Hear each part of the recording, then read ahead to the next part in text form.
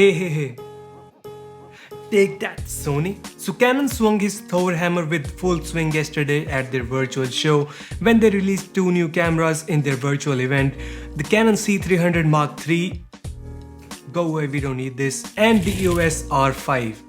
The C300 Miii is something that we didn't ask for. The C300 Miii is capable of 4K RAW at 120p and 2K RAW at 180 frames per second and HDR video as well, and all the other things that you expect from a Canon cinema camera series. But the EOS R5 was something that is packing a lot more punch. This is the first pro consumer camera that I can say that it has the 8K video recording in 8-bit 420 and in a 16 times crop. Isn't that great? It's still April, so technically I can still throw some April Fool jokes in there, right? And that's what I thought when they said the EOS R5 can record 8K up to 30 frames, C-Log, 10-bit, 422, uncropped, RAW, internally.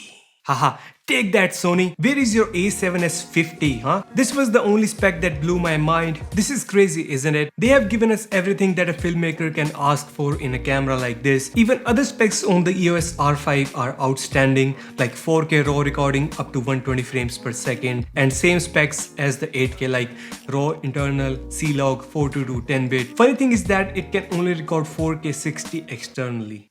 Why? And it is obvious to think that there would be a catch to achieve this kind of specs, like a 200 times crop or no autofocus, continuous autofocus in 8K video recording. But no, they said it will have continuous autofocus in all 8K modes, and they have also included the animal AF. Another jaw-dropping feature is the new IBIS. This is the 5-axis in-body stabilization, and it will work in combination with the RF lenses. So that's a huge upgrade from the EOS R. Now this is not advertised only as a camera for video specifically. They are advertising this as a camera for photographers as well. As a spec was announced in the event, which is the 20 frames per second still shooting with electronic shutter and 12 frames per second with mechanical shutter. First I thought this is going to be just a Canon GH5S, but I think they are not intended to do that. This is going to be the ultimate hybrid camera of all time.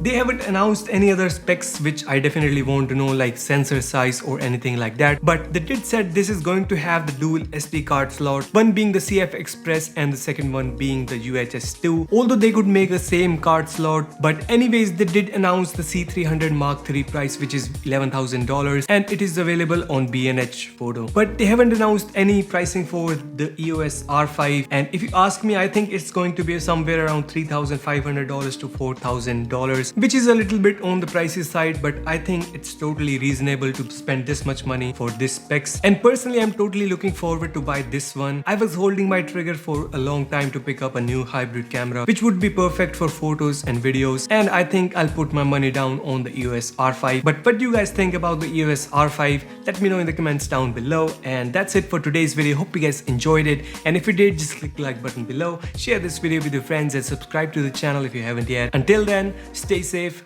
Bye bye.